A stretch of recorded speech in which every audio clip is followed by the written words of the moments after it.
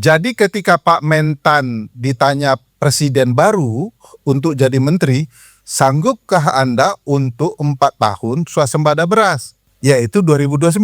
Pak Mentan bilang sanggup. Karena itu sesuai target. Ternyata ketika Presiden Prabowo pidato, Presiden Prabowo bilang 3 tahun. Berubah lagi nih. Pak Mentan kemudian bertanya, kok jadi 2028? Begitu ditanya Pak Mentan, perintahnya lebih dahsyat lagi, yaitu 1 tahun, yaitu 2026. Jadi bayangkan target 2029 menjadi 2026. Yang menurut kita, yang saya pahami tidak mungkin. Bahkan setelah diumumkan swasembada pangan 7 Januari 2026, bulan Maret, Presiden mengeluarkan instruksi Presiden baru nomor 2 tahun 2026 tentang percepatan swasembada pangan. Lah, sudah diumumkan swasembada pangannya 7 Januari, kok bulan Maret dikeluarkan lagi instruksi percepatan? Berarti yang Januari belum sampai dong.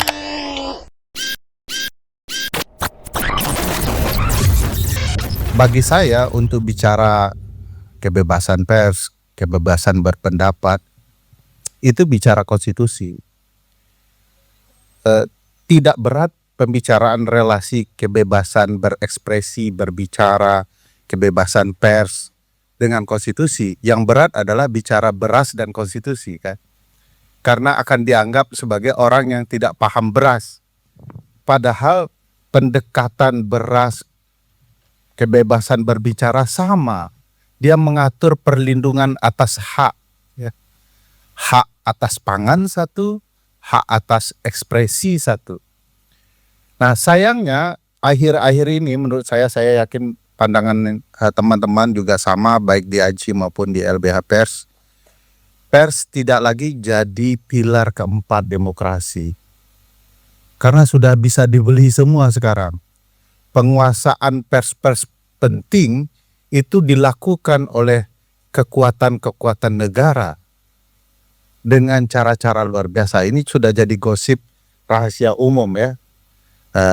Mau digosipin takut karena akan potensial dilaporkan, tidak digosipkan ya sayang gitu, ya. Jadi harus digosipkan juga. Beberapa media besar menurut saya sudah tidak lagi menjalankan tugas persnya sebagai kekuatan untuk memberikan informasi kepada publik. Ini di titik tertentu jadi sangat bahaya, ya. Kenapa bahaya? Karena saat ini ada kekuatan quote and quote media lain yang memberikan kebebasan bagi publik untuk bicara dalam perspektif mereka. Yang sebenarnya juga didorong oleh teman-teman aktivis pers gitu, ya.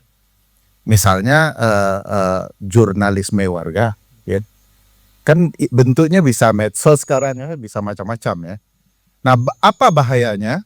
Bahayanya kredibilitasnya, yang harusnya bisa difiltering dengan informasi yang dituliskan oleh teman-teman media formal, media yang bertanggung jawab, media yang sadar akan fungsinya, yaitu tidak sekedar memberikan informasi, tapi juga mencerdaskan warga negara.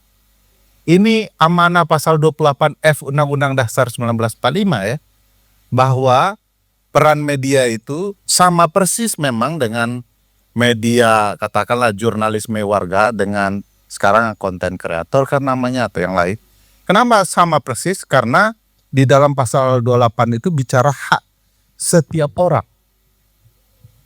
Jadi apakah dia personal ataupun sebuah lembaga media, dia sama. Yaitu setiap orang berhak untuk mendapatkan informasi, mengolah informasi itu, lalu menyebarluaskan informasi itu melalui media apapun yang dia miliki. Cuman tidak ada pertanggungjawaban karena itu pemberian hak. Sementara media, dalam etika media punya pertanggungjawaban jurnalistiknya. Dia nggak bisa sekedar mengolah informasi dan menyebarluaskannya. Dia harus tanggung jawab di upaya itu, apakah informasi yang dia sebarkan itu mampu menambah pengetahuan orang, membangun kesadaran orang, menjaga integritas dan lain-lain. Itu etikanya bisa panjang, teman-teman. AJI dan LBH Pers kayaknya jauh lebih paham soal itu. Jadi ada tanggung jawab. Nah, timbul masalah ketika negara mencoba mengendalikan informasi yang mau diberikan. Media formal yang punya tanggung jawab itu hendak dibatasi dengan beli sahamnya, beli ininya, segala macam ya. Sementara konten kreator diberi kebebasan. Ya, mereka kemudian memberikan informasi yang kadang-kadang tidak dapat dipertanggungjawabkan. Nah, ini dua perjumpaan yang harus sangat hati-hati ditelaah oleh teman-teman di masa depan. Kalau melarang mereka juga tidak tepat karena itu hak mereka. Jadi kalau saya diserang konten kreator, buzzer atau apapun jenis dan namanya, ya saya ikhlas saja. Kadang juga tertawa ya. Ada tiba-tiba konten kreator yang sedang hobi menyerang saya sekarang ya. Dia bisa dicari soal status ASN itu keluar semua itu ya. Awalnya status ASN dia serang, saya diam karena dia baca undang-undang yang sudah dicabut. Nah, ini rusaknya bibir saya ya. Melihat orang bermasalah begini, saya lepas, itu undang-undangnya sudah dicabut. Cari undang-undang yang benar dong. Dicari undang-undang yang benar oleh dia. Sekarang saya akan mengomentari Ferry Amsari dengan undang-undang yang benar. Dia jelaskan pasal-pasalnya, cuman selalu dia comot yang mana yang memberatkan saya. ASN itu tanggung jawab dan kewajiban utamanya adalah menegakkan konstitusi. Ya memang ada di bawahnya patuh terhadap pemerintah bla bla, tapi yang nomor satunya nggak dia sebut. Dia juga tidak baca undang-undang guru dan dosen dan segala macam. Tapi saya takjub sama dia adalah mencari tahu apa saja pekerjaan Ferry Amsari ya, yang kira-kira perlu dia komentari. Nah, kebetulan saya sedang advokasi kasus Palestina dan Rohingya sebenarnya ya. Nah, salah satu yang dia tertawakan dan pertanyakan adalah, ini si Ferry Amsari ini menggugat Benyamin Netanyahu dan pemerintah Israel padahal pakai KUHP. Dia katakan, Ferry Amsari perlu belajar apa itu yang namanya yurisdiksi katanya. Bagi saya kan agak terhina sebenarnya, tapi jadi ketawa. Dia tidak lulusan hukum, dia tidak aktivis di bidang advokasi, tapi dia mengomentari sesuatu yang dia tidak baca. Dia baca permukaan aja. Yurisdiksi adalah itu yang dia baca. Jadi sebenarnya orang-orang seperti ini akan jadi tantangan yang luar biasa dan bisa dihadapi oleh teman-teman pers kalau teman-teman pers tetap diberikan ruang kemandiriannya. Kalau tidak, teman-teman pers mungkin kayak tidak tahan, tapi Pemrek melarang karena yang memberikan dana kepada media punya kehendak lain. Nah, ini jadi kerepotan tersendiri bagi saya dan teman-teman di ruang advokasi ya. Bahkan di ruang pendidikan yang juga saya geluti, karena begitu ada informasi yang beredar simpang siur, kan ada peran jurnalisme untuk meluruskan. Nah, tapi ini bisa hilang karena yang masuk adalah konten kreator yang sangat luar biasa jumlahnya, sangat luar biasa cara bertuturnya, dan bagi saya kita akan berbahaya di ruang kebebasan yang mungkin perlu kita pertanggungjawabkan. Nah, saya perlu pikirkan ini bersama-sama teman-teman AJI dan LBH Pers ya. Bagaimana memastikan media kita seperti media selayak.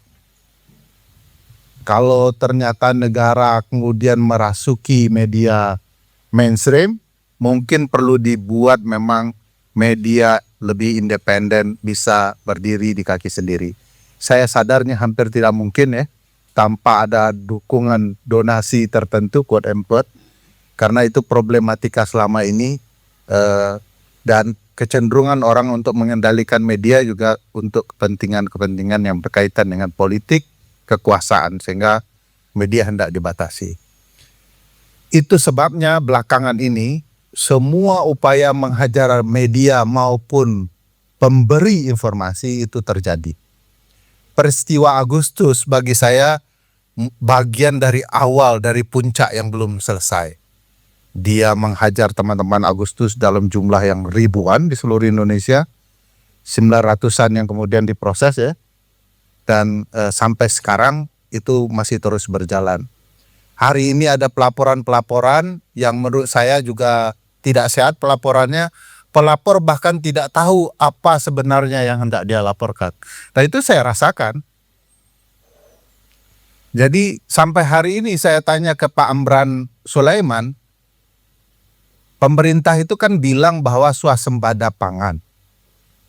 Swasembada pangan menurut ketentuan undang-undang pangan tidak mungkin. Karena seluruh pangan harus mandiri kan. Kita masih banyak impornya. Lalu Pak Menteri mengatakan, ya swasembada beras itu ya swasembada pangan.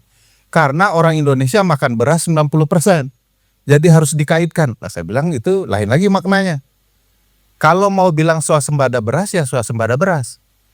Kalau ternyata memang swasembada beras, tinggal dibuktikan. Sawah di mana saja yang menghasilkan panen 3-4 kali lipat. Kasih datanya ke publik. Jangan datanya berupa konklusi akhir, yaitu swasembada pangan. Tapi berapa banyak di setiap provinsi terjadi peningkatan panen yang luar biasa. Kenapa perlu kata luar biasa untuk swasembada beras? Panen yang luar biasa karena jumlah sawah kita itu per tahun menurun. Menurut penelitian IPB University 100.000 hingga 150.000. 1.500.000 ini salah. 100.000 hingga 150.000 hektar. Ini orang yang tertekan mentalnya memang. Nah, jumlah itu kalaupun dikonversi dengan keberadaan sawah baru di daerah lain, menurut data penelitian tetap tidak cukup karena masih membutuhkan sekitar 40.000 hektar jumlah sawah baru. Nah, ini problematika yang membuat secara logika tidak mungkin ya terjadi swasembada beras. Tapi Pak Presiden ternyata sudah menekankan kepada Pak Mentan harus swasembada beras. Sebab sebelum Pak Presiden Joko Widodo berakhir, Kementerian Pertanian mengeluarkan data target, yaitu akan terjadi swasembada beras di tahun 2029. Persis dengan prediksi FAO soal peningkatan jumlah panen beras dari 2020 hingga 2033. Di mana Indonesia akan swasembada menurut FAO di 2029. Persis ya. Jadi ketika Pak Mentan ditanya presiden baru untuk jadi menteri, sanggupkah Anda untuk 4 tahun swasembada beras? Yaitu 2029. Pak Mentan bilang sanggup karena itu sesuai target. Ternyata ketika Presiden Prabowo pidato, Presiden Prabowo bilang 3 tahun. Berubah lagi nih. Pak Mentan kemudian bertanya, kok jadi 2028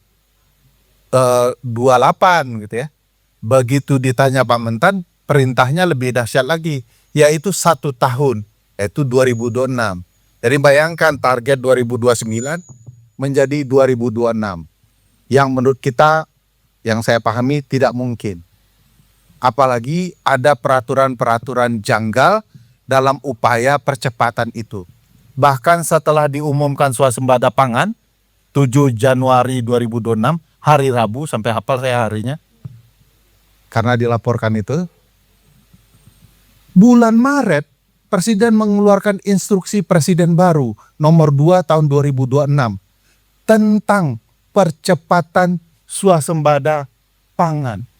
Lah, sudah diumumkan swasembada pangannya 7 Januari, kok bulan Maret dikeluarkan lagi instruksi percepatan? Berarti yang Januari belum sampai dong. Karena butuh percepatan lagi. Tapi kok sudah diumumkan? Nah, ini sebenarnya lebih bagi saya kepentingan politik. Tugas kita jurnalis dan akademisi adalah menyampaikan apa yang menurut kita benar. Bisa saja jurnalis salah, akademisi salah, tugas pemerintah menyampaikan apa yang benar. Konfirmasi namanya. Tapi faktanya sampai hari ini pemerintah tidak memilih mengkonfirmasi, menjawab pemberitaan, tapi mengkriminalisasi orang. Nah, level yang lebih tinggi dari itu menurut saya adalah menyiram dengan air keras. Saya berhenti sampai di sana. Terima kasih.